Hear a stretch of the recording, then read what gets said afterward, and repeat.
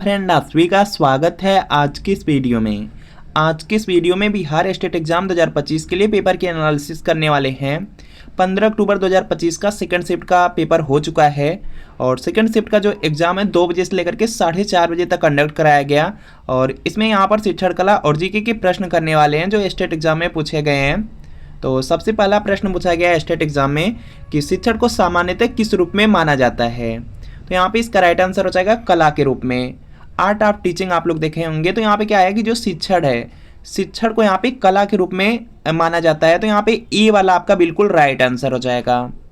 इसके बाद देखेंगे स्टेट एग्जाम में पूछा गया प्रश्न है शिक्षण किस प्रकार की क्रिया है। तो यहाँ पे इसका जो राइट आंसर है यह देखेंगे हो जाएगा आपका, देखिए जो शिक्षण है यह आपका सक्रिय रहने वाली प्रक्रिया है। सक्रिय देखेंगे सी वाले में दिया गया है, तो सी वाला आपका बिल्कुल राइट आंसर हो जाएगा। इसके बाद देखेंगे नेक्स्ट है किस विधि में विद्यार्थी सबसे अधिक सक्रिय रहते हैं। तो यहाँ पे इसका राइट आंसर हो जाएगा जो परियोजना विधि रहती है। परियोजना विधि में देखेंगे जो बच्चे होते हैं, जो विद्यार्थी होते हैं, सबसे ज़्यादा सक्रिय रहते हैं। तो यहाँ पे क्या होगा, बी वाला बिल्कुल यहाँ पे राइट आंसर हो जाएगा। इसके बाद देखेंगे अगला प्रश्न आपका है यहाँ पर है शिक्षण सहायक सामग्री का मुख्य उद्देश्य क्या है। तो यहाँ पे इसका राइट आंसर हो जाएगा विद्यार्थियों की जो जिज्ञासा होती है उसको बढ़ाने के लिए शिक्षण सहायक जो सामग्री होती है उनका प्रयोग किया जाता है। तो यहाँ पे क्या होगा, बी वाला आपका बिल्कुल राइट आंसर हो जाएगा। अगला प्रश्न आपके सामने की प्रदर्शन विधि किस प्रकार की विधि है।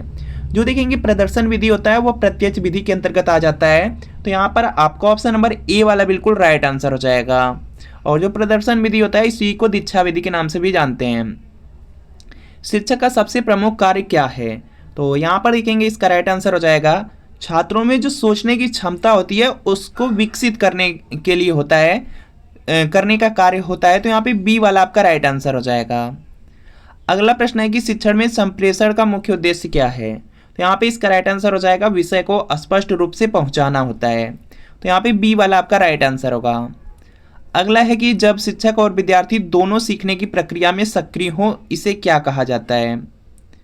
तो यहाँ पे इसका राइट आंसर हो जाएगा आपका द्विपक्षीय शिक्षण हो जाएगा। तो बी वाला राइट आंसर होगा। इसके बाद देखेंगे नेक्स्ट है आपका यहाँ पे किस सिद्धांत के अनुसार पुराना ज्ञान नए सीखने में सहायता करता है।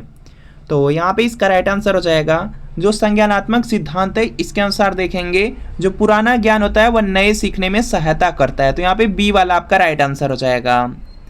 इसके बाद देखेंगे नेक्स्ट है कि शिक्षण मॉड्यूल किसका भाग होता है। तो यहाँ पे इसका राइट आंसर हो जाएगा जो शिक्षण मॉड्यूल है यह देखेंगे पाठ्यक्रम का भाग होता है। तो यहाँ पे बी वाला आपका राइट आंसर हो जाएगा। इसके बाद देखेंगे नेक्स्ट है उत्तम शिक्षक वह है जो विद्यार्थियों को डॉट डॉट दिया गया प्रेरित करता है। तो उत्तम शिक्षक वह है या अच्छा शिक्षक वह है जो यहाँ पे विद्यार्थियों को सीखने के लिए प्रेरित करे। तो यहाँ पे सी वाला आपका राइट आंसर हो जाएगा। इसके बाद देखेंगे नेक्स्ट कि अध्यापन योजना का मुख्य तत्व कौन सा है। तो यहाँ पे इसका राइट आंसर हो जाएगा अध्यापन योजना दिया गया है तो इसमें विषय वस्तु गतिविधियां मूल्यांकन सबके सब आ जाएंगे। तो प्रयुक्त सभी होगा, डी वाला आपका राइट आंसर होगा। अगला प्रश्न है क्या मूल्यांकन शिक्षा का हिस्सा है। तो यहाँ पे इसका राइट आंसर हो जाएगा बिल्कुल यहाँ पे जो मूल्यांकन होता है यह शिक्षा का ही हिस्सा है। तो यहाँ पे ए वाला आपका राइट आंसर होगा। किस प्रकार का मूल्यांकन गुणात्मक और मात्रात्मक दोनों होता है। तो यहाँ पे इसका राइट आंसर आपका हो जाएगा जो समेकित मूल्यांकन होते हैं या आपके गुणात्मक और मात्रात्मक दोनों होते हैं। तो यहाँ पे सी वाला आपका राइट आंसर होगा। किस विधि में विद्यार्थी स्वनिर्देशित होते हैं। तो यहाँ पे इसका राइट आंसर आपका हो जाएगा यहाँ से जो देखेंगे आपकी खोज विधि होती है। खोज विधि में जो विद्यार्थी होते हैं स्वनिर्देशित होते हैं। तो यहाँ पे बी वाला आपका राइट आंसर। सूचना प्रौद्योगिकी शिक्षा में क्या भूमिका निभाती है। तो यहाँ पे इसका राइट आंसर होगा कि सीखने को सुगम बनाती है, जो सीखना होता है इसको आसान बना देती है। तो यहाँ पे सी वाला आपका राइट आंसर हो जाएगा। इसके बाद देखेंगे नेक्स्ट है कि सक्रिय शिक्षण किस पर बल देता है। तो यहाँ पे इसका राइट आंसर हो जाएगा विद्यार्थियों की भागीदारी पर। जो सक्रिय शिक्षण होता है वह देखेंगे विद्यार्थियों की भागीदारी पर सबसे अधिक जोर देता है या बल देता है। तो यहाँ पे बी वाला राइट आंसर है। नेक्स्ट प्रश्न है कि यदि किसी विद्यार्थी को किसी विषय में कठिनाई हो रही हो तो शिक्षक को क्या करना चाहिए। तो यहाँ पे इसका राइट आंसर हो जाएगा वैकल्पिक तरीका अपनाना चाहिए। कोई वैकल्पिक तरीका अपनाना चाहिए। तो यहाँ पे सी वाला आपका राइट आंसर होगा। समावेशी शिक्षा का अर्थ क्या है। तो यहाँ पे इसका राइट आंसर हो जाएगा सभी छात्रों को समान अवसर देना। समावेशी शिक्षा का अर्थ होता है कि सभी जितने भी बच्चे रहे सभी को यहाँ पे क्या हो, समान अवसर मिले। तो ए वाला आपका राइट आंसर हो जाएगा। इसके बाद देखेंगे नेक्स्ट है कि शिक्षण शैली किनसे प्रभावित होती है। तो यहाँ पे इसका राइट आंसर हो जाएगा जो शिक्षण शैली होती है वह शिक्षक की रुचि से, छात्रों की पृष्ठभूमि से, विषय की प्रकृति से, इन सभी से आपकी प्रभावित होती हैं। तो यहाँ पे डी वाला आपका राइट आंसर हो जाएगा। इसके बाद देखेंगे नेक्स्ट है कि प्रतिक्रिया, जो आपका फीडबैक होता है उसका मुख्य उद्देश्य क्या है। तो यहाँ पे इसका राइट आंसर हो जाएगा सुधार की दिशा दिखाना। तो यहाँ पे बी वाला आपका राइट आंसर हो जाएगा। समस्याग्रस्त विधि किस प्रकार की विधि है। तो यहाँ पे इसका राइट आंसर हो जाएगा जो खोज आधारित है। तो यहाँ पे बी वाला राइट आंसर होगा। समूह कार्य क्यों उपयोगी है। तो यहाँ पे इसका राइट आंसर हो जाएगा संवाद और सहयोग बढ़ाता है। जो समूह कार्य होता है वह संवाद और सहयोग को बढ़ाता है। तो बी वाला आपका राइट आंसर होगा। पोर्टफोलियो मूल्यांकन क्या है। तो यहाँ पे इसका जो राइट आंसर है यह देखेंगे हो जाएगा संग्रह आधारित मूल्यांकन है। बी वाला आपका राइट आंसर है। शिक्षक की प्रशिक्षण आवश्यकता का मूल्यांकन कब होना चाहिए। तो यहाँ पे इसका राइट आंसर हो जाएगा नियमित अंतराल पर हो जाएगा। तो यहाँ पे बी वाला आपका राइट आंसर हो जाएगा। इसके बाद देखेंगे नेक्स्ट कि प्रेरणा का शिक्षण में क्या योगदान है। तो यहाँ पे इसका राइट आंसर हो जाएगा उनकी रुचि जगाना होता है। तो यहाँ पे बी वाला आपका राइट आंसर हो जाएगा। इसके बाद देखेंगे नेक्स्ट है आपका यहाँ पे कि मानवतावाद किस पर बल देता है। जो मानवता यहाँ पे वाद है यह देखेंगे आपका हो जाएगा यहाँ से विद्यार्थी के सर्वांगीण विकास पर बल देता है। तो सी वाला राइट आंसर है।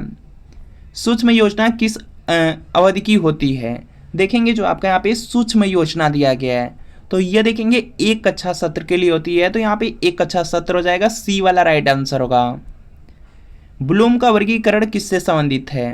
तो यहाँ पे इसका राइट आंसर हो जाएगा जो ब्लूम का वर्गीकरण है यह आपका यहाँ पे शिक्षा शास्त्र से संबंधित है। तो बी वाला राइट आंसर है।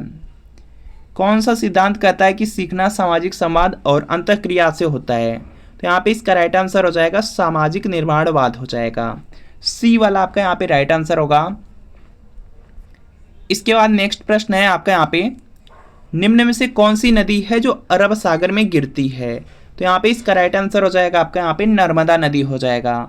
ऑप्शन नंबर जो सी वाला है यह राइट आंसर होगा। देखिए जो स्टेट एग्जाम है उसमें देखेंगे सब्जेक्ट से आपके 100 प्रश्न पूछे जाते हैं। जो आपका यहाँ पे शिक्षण कला और अन्य है इससे 50 प्रश्न पूछा जाता है। इसमें भी देखेंगे 30 प्रश्न आपका शिक्षण कला से रहेगा, 10 प्रश्न आपका जीके से पूछा जाएगा। बाकी यहाँ पे जो 10 प्रश्न और बच रहे हैं उसमें देखेंगे 5 मैथ से 5 रीजनिंग के प्रश्न रहेंगे।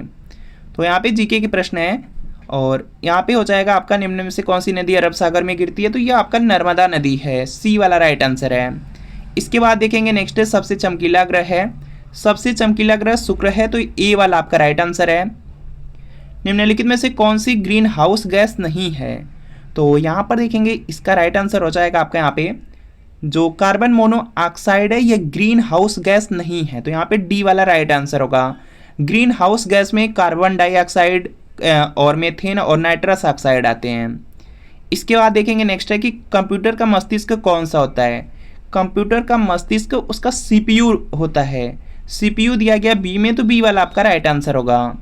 सीपीयू का आगे के शिफ्ट में फुल फॉर्म पूछा जा सकता है। तो यहाँ पे क्या हो जाएगा आपका यहाँ पे हो जाएगा सेंट्रल प्रोसेसिंग यूनिट हो जाएगा। इसके बाद देखेंगे नेक्स्ट है कि बिहार विद्यापीठ के लिए किस समाज सेवी ने अपनी जमीन दी थी। तो यह थे मौलाना मजहरुल हक ने। बी वाला बिल्कुल राइट आंसर होगा। आगा खां कप किस खेल से संबंधित है। तो जो आगा खां कप है इसका संबंध है हॉकी खेल से। सी वाला राइट आंसर है। भारत देश में वन महोत्सव मनाया जाता है। भारत देश में देखेंगे जो वन महोत्सव है यह आपका यहाँ पे 1 जुलाई को मनाया जाता है। तो यहाँ पे ए वाला राइट आंसर हो जाएगा। और जो यहाँ पे वन महोत्सव जो सप्ताह है वह 1 से 7 जुलाई तक चलता है। गबन के लेखक कौन है। गबन के लेखक है मुंशी प्रेमचंद। ए वाला आपका राइट आंसर है। मानव शरीर में गुणसूत्र की संख्या होती है। मानव शरीर में गुणसूत्र की संख्या है 46 है। अगर जोड़े में पूछा जाएगा 23 हो जाएंगे। नेक्स्ट आपका यहाँ पे है ध्वनि नहीं गुजर सकती है। तो ध्वनि देखेंगे आपका यहाँ पे निर्वात से होकर के नहीं गुजरती है, कोई न कोई माध्यम होना चाहिए। तो डी वाला आपका यहाँ पे राइट आंसर हो जाएगा।